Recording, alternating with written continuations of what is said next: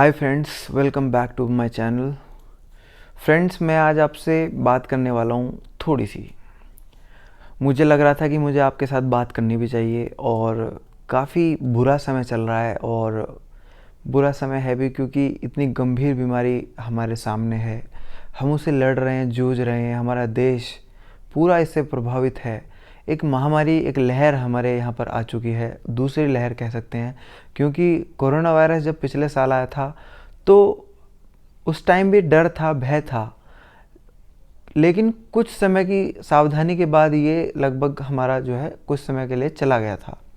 लेकिन ऐसी उम्मीद बिल्कुल भी नहीं थी कि ये दूसरी लहर बन के इतना विकराल रूप हमारे लेकर सामने आएगा।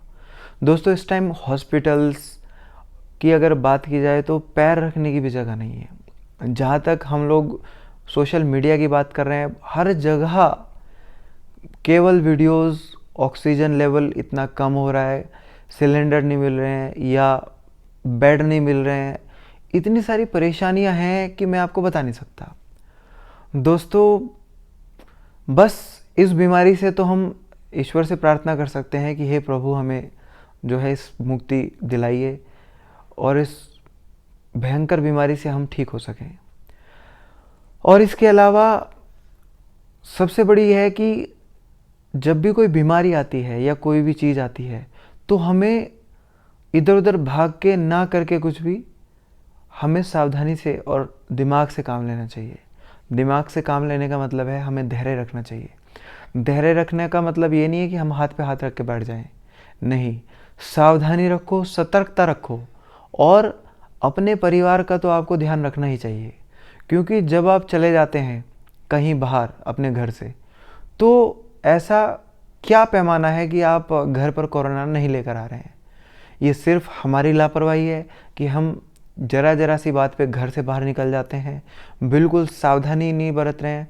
और काम की बात मैं मानता हूँ कि सब लोगों का काफ़ी भारी नुकसान हो रहा है, लेकिन कर भी क्या सकते हैं। समय ही ऐसा है कुछ कि हमें इसमें जो है कुछ इस तरह से हमको अपने आप को कैद करके रखना चाहिए। घर में रहना चाहिए, बाहर बिल्कुल नहीं निकलना है। इस टाइम तो आपको बहुत सावधानी रखनी है। दोस्तों, समय अच्छा नहीं है, लेकिन आप अपनी परिस्थिति को अपने अनुकूल बना सकते हैं। थोड़ी सी धैर्य, थोड़ा सा दिमाग लगा के, थोड़ी सी स्ट्रैटेजी में बदलाव लेकर आ सकते हैं। हमारे जो आसपास परेशान लोग हैं उनको आप बात भी कर सकते हो, उनसे आप मिलो। मैं ये नहीं कह रहा हूँ मिलो मत, लेकिन बहुत सावधानी पूर्वक मिलो। हर चीज़ का एक ग्लव्स जो है पहन के बाहर निकलो। इसके अलावा मास्क प्रॉपरली होना चाहिए, सैनिटाइजेशन प्रॉपरली होना चाहिए। अगर आप कहीं बाहर जा रहे हो तो बिल्कुल बिना छुए कहीं भी बाहर आओ और किसी से बिल्कुल भी हाथ भी टच मत करो, मिलाओ भी मत हाथ। और इसके अलावा जहाँ पर भी आप जा रहे हो वहाँ से आने के बाद जब आप घर लौट कर आते हैं तो प्रॉपर सैनिटाइजेशन होना चाहिए। आप उन कपड़ों को भी इवन बाहर निकाल के छोड़ सकते हो, 2 दिन के बाद उन कपड़ों को भी धो सकते हो। लेकिन आपको उन चीज़ों के बाद एकदम से आकर किसी से नहीं मिलना चाहिए, क्योंकि ऐसी बीमारी है ये लाखों को लपेट में ले चुकी है, अपने कब्जे में ले चुकी है। तो प्यारे दोस्तों, अगर हम नहीं संभले तो ये बहुत बड़ा विकराल रूप ले लेगी। और आप देख रहे हैं कि सभी संस्थान बंद है, सारे कामकाज बंद हैं, सभी हर प्रदेश बंद है, शहर के शहर बंद हैं, कर्फ्यू जैसे हालात हमारे देश के अंदर है। तो इस बीमारी से लड़ने का केवल एक ही तरीका है कि हम सावधानीपूर्वक अपना एक समझदारी दिखाएं और अपने घर पर रहें। अगर मैं बच्चों की बात करूं तो बच्चे इस बीमारी से इस तरह से लड़ सकते हैं कि वो अपना घर पर ही रहें।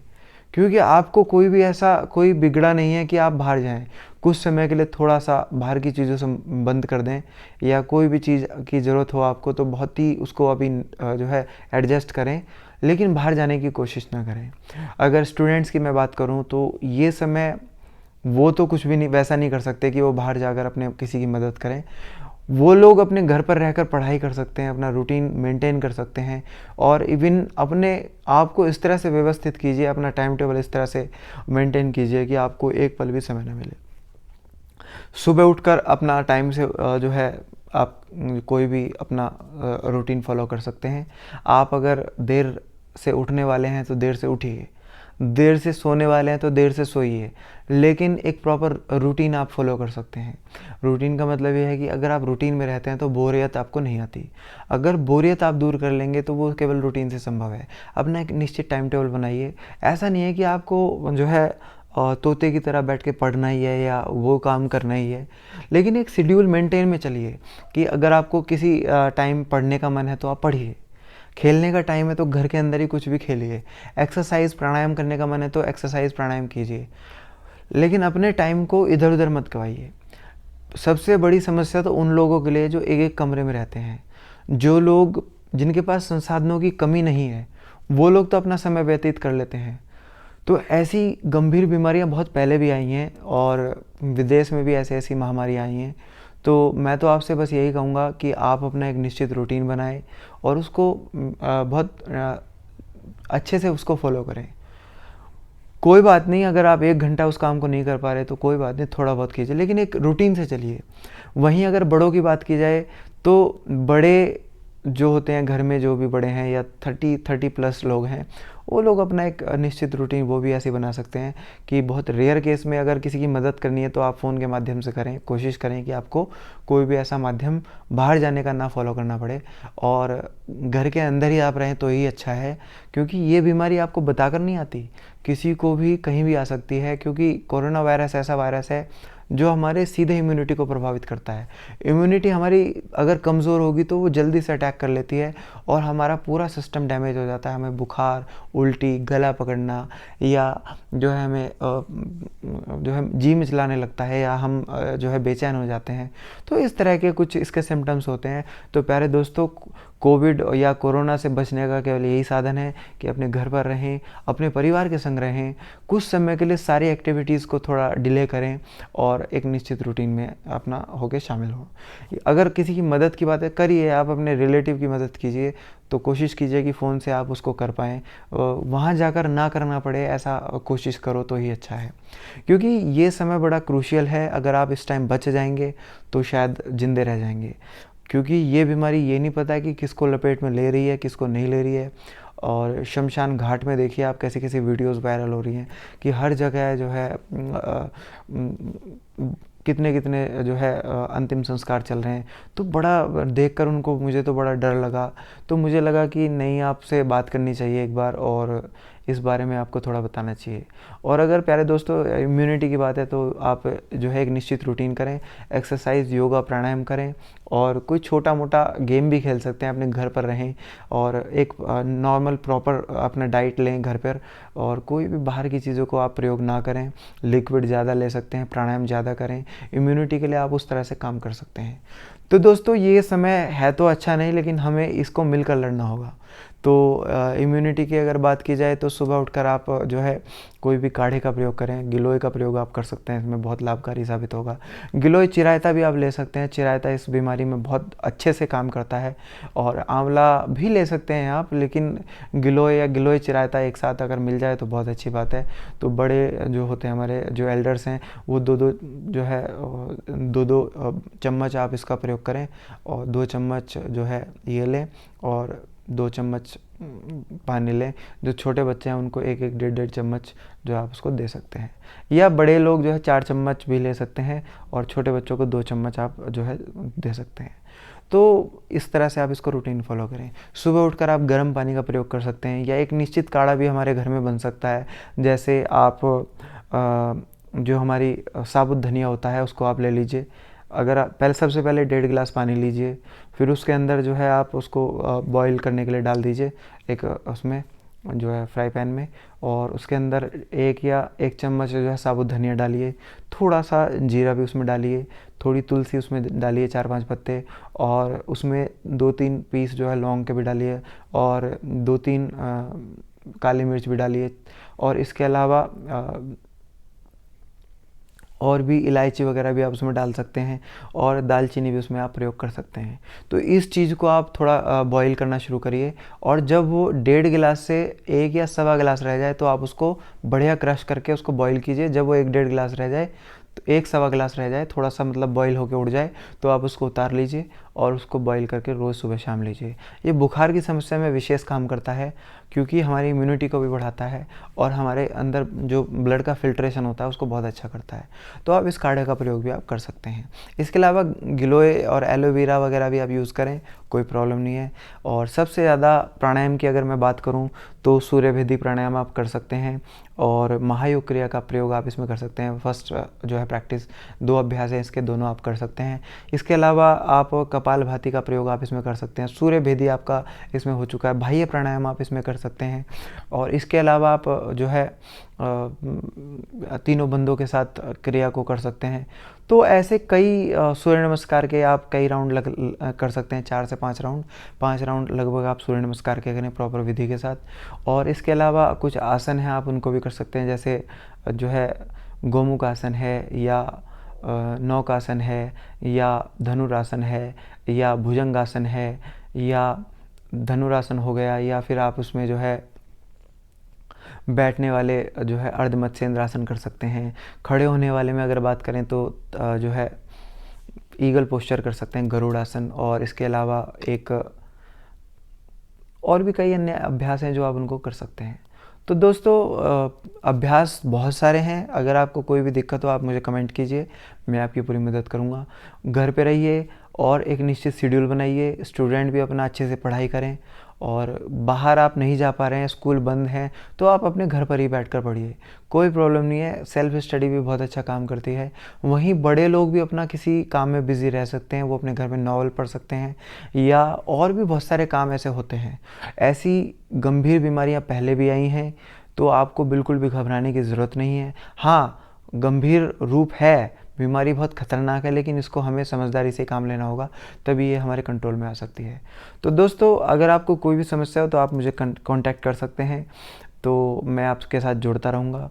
तो ये समय ऐसा है कि आप बिल्कुल अपने घर पर अपनी कम्युनिटी को एंजॉय कीजिए। और जो स्टूडेंट्स बाहर रहते हैं, स्पेशली जो अकेले रूम लेकर रह रहे हैं बाहर या दिल्ली के जैसे एरिया में, मैं उनके लिए भी एक बात कहना चाहता हूँ कि उनके लिए भी ये कष्ट का समय है, क्योंकि हम लोगों के पास तो संसाधन होते हैं, जिनके पास संसाधनों की कमी नहीं है वो तो अपना उनके पास करने के लिए बहुत कुछ है। लेकिन जिनके पास एक एक कमरा है और उस कमरे में रहते हैं वो लोग, तो उनके लिए बड़ी मुश्किल साबित चीज़ हो जाती है। वो लोग इस बीमारी को कैसे, एक जगह कोई कितना रह सकता है, तो उसमें वो आदमी बोर हो जाएगा, कितना पढ़ सकता है। एक लिमिट भी होती है कि आप एक समय के लिए आप उसमें परेशान भी हो जाएंगे। लेकिन आप अपनी एक्टिविटी या अपना रूटीन बना के रखें, थोड़ा ऊपर नीचे घूम सकते हैं, अपने आसपास जा सकते हैं जब कोई व्यक्ति ना हो, तो आप ऐसा निश्चित शेड्यूल फॉलो करें।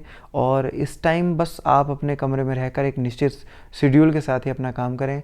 पढ़ाई का आप विशेष ध्यान दें, थोड़ा सा अपने आप को समझाने का प्रयास करें। ये समय हमें बाहर झांकने का नहीं है, ये हमें अपने अंदर झांकने का है। क्योंकि किसी ने एक बात कही है कि उसने बहुत बड़ी बात कर ली जिसने खुद से बात कर ली। तो ये दोस्तों खुद से बात करने का वक्त है, खुद को समझाने का वक्त है, अपने अंदर झांकने का वक्त है।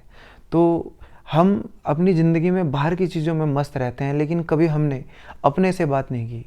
हम जब चीज़ों को देख कर पढ़ते हैं या देख कर रहते हैं तो हम बाहर की चीज़ों से इन्वॉल्व रहते हैं, लेकिन जो हमारे अपने से हम बात करें, कभी अपने अंदर, कभी अगर आंखें बंद करके बैठ जाएं या देखें, तो हमें बहुत कुछ सीखने को मिलता है। बहुत बड़े बड़े फिलोसफर रहे हैं जिन्होंने जो है एक एक कमरे में रहकर बड़े बड़े आविष्कार किए हैं या बहुत बड़े बड़े काम किए हैं।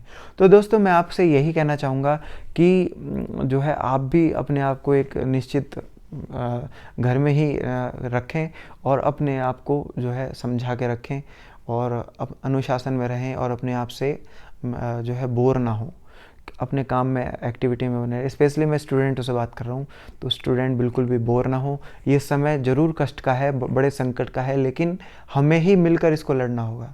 तो दोस्तों मैं आपसे आशा करता हूँ, उम्मीद करता हूँ कि आप एक निश्चित दायरे के अंदर रहकर अपना काम करेंगे, अपने आप को घर पे रहेंगे। अगर कभी बाहर जा रहे हैं तो प्रॉपर सैनिटाइजेशन या प्रॉपर मास्क के साथ जाएंगे, या और भी कोई अगर आप कहीं अपने किसी से मिल भी रहे हैं, अभी फ़िलहाल अपने रिश्तेदारों को या मिलने वालों को आप मना कर दीजिए। इस टाइम बुराई लेने में कोई फ़ायदा, कोई दिक्कत भी नहीं है। आप बुराई ले लो, थोड़े दिन के लिए बुरे बन जाओगे, लेकिन इस बीमारी से बच सकते हो आप। तो अभी आप किसी से ना ही मिले तो ये अच्छा है, फ़ोन पर आप वार्ता कर सकते हैं।